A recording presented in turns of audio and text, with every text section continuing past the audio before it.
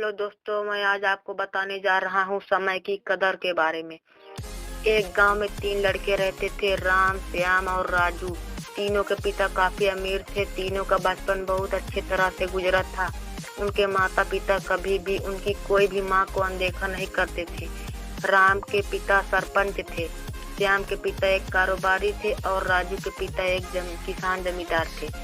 छोटी उम्र से ही उन सबको लाड प्यार ने ऐसा बना दिया था कि ना तो उनको मेहनत का पता था और ना ही उनको समय की परवाह थी। अक्सर वह सारा दिन बस घूमते रहते थे, नशे और अन्य भोग विलास में डूबे रहते थे, जिससे उनके गांव वाले भी दुखी थे। सरपंच और बड़े लोगों के बच्चे होने के कारण उनकी कोई शिकायत कर पाने की हिम्मत नहीं कर पाता था, जिससे उनका मनोबल और बढ़ गया था। एक दिन उनके गांव में बहुत तेज बारिश हुई, जिससे सब लोगों को नुकसान हुआ, जिसमें इन तीनों के पिता भी थे। लेकिन इतना कुछ होने के बाद भी उनको बेटों का वही हाल था, वो बस घूमते रहते थे।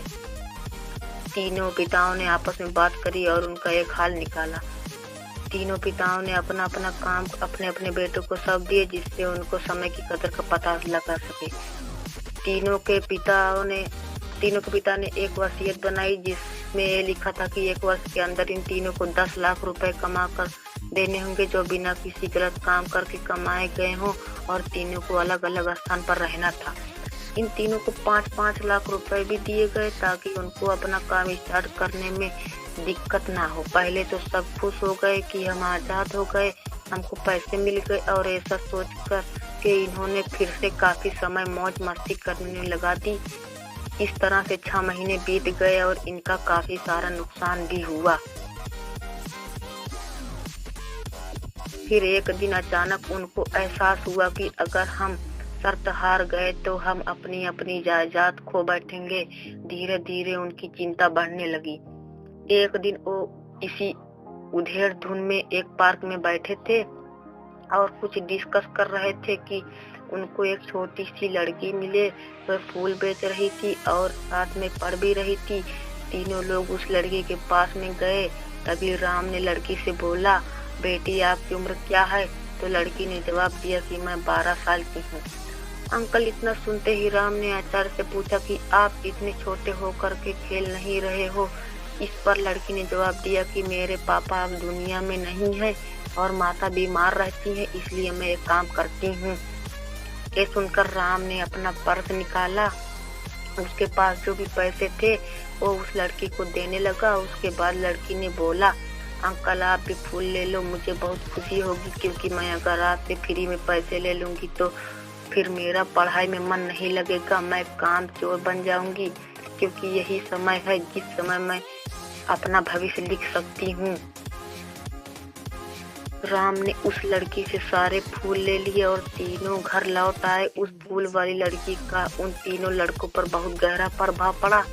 रात भर उन तीनों ने उस बच्ची के बारे में सोचते रहे और उन्हें एहसास हुआ कि वो तीनों कितने गलत थे। तीनों ही दोस्तों को एहसास हुआ कि आज भी उनके पास 6 महीने का समय है अपने पिता के दिए गए काम को पूरा करने का और भविष्य बनाने का। इसी दौरान सबने सोचा कि अगर बचे हुए समय का सही उपयोग करें तो अभी भी बहुत कुछ किया जा सकता है। इस तरह बाकी दोस्तों ने भी सोचा और दूसरे समय में आकर काम तलाशने लगे। पर उनके शर्त में एक शर्त ये भी थी कि उनको जो भी काम करना है वो अपनी पहचान बताने बिना करेंगे, जिससे ये साफ था कि उनको काम नहीं मिला। और जब काम नहीं मिला तो उन्होंने सोच लिया तो अब वो अगर कुछ भी करेंगे तो अपने गांव में जाकर ही करेंगे। भले ही उनको पिता कुछ भी सोचे, लेकिन फिर भी अपने गांव में जाएंगे और अपने गांव में कुछ नए काम करेंगे। भले ही उनको अपने पिता के वसीयत ना मिले। तीनों लड़के अपने गांव में फिर से आए और अपने अपने पिताओं से जाकर के मिले और उन्होंने अपने अनुभव के बारे में बताया और बोला कि वो आगे से ऐसी गलती नहीं करेंगे और वो उन्हें माफ कर दें। लेकिन पिता तो शर्त पे ही अड़े थे। लड़कों को कोई दया नहीं मिली। तीनों को फिर से दुख हुआ कि तीनों को अपनी गलती की एहसास होने के बाद भी उनके पिता उनका सपोर्ट नहीं कर रहे हैं। और फिर से उस रात भर सोचते रहे कि अब क्या किया जाए। तीनों ने मिलकर एक स्कीम निकाली। राम अपने मित्रों के साथ में मिलकर लोगों की प्रॉब्लम को सुलझाने लगा। जिससे उसको गांव की समस्याओं का ज्ञान हुआ। इसी तरह श्याम भी गांव के विकास के लिए नए नए नए तरीके सीख गया था और राजू को किसानों और बीजों का ज्ञान हो जाने से उसको काफी फायदा हुआ। तीनों ने मिलकर अपने बाकी पैसों को सही ढंग से सही जगह लगाकर गांव को एक नया रूप दे दिया। उनकी कड़ी मेहनत से गांव के लोग क्या दूसरे शहरों के लोग भी उनकी तारीफ करने लगे।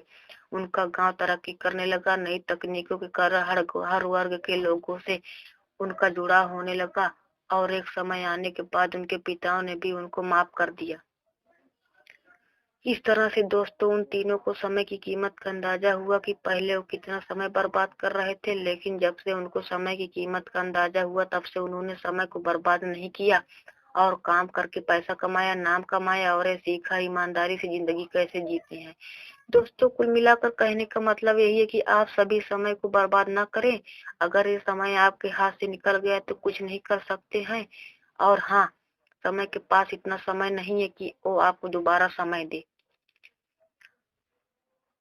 समय बर्बाद करने का हजारों तरीका है, लेकिन आप ऐसा कोई तरीका चुनिए जो आपकी जिंदगी बदल दे, इस समाज की जिंदगी बदल दे, इस देश का भविष्य बदल दे।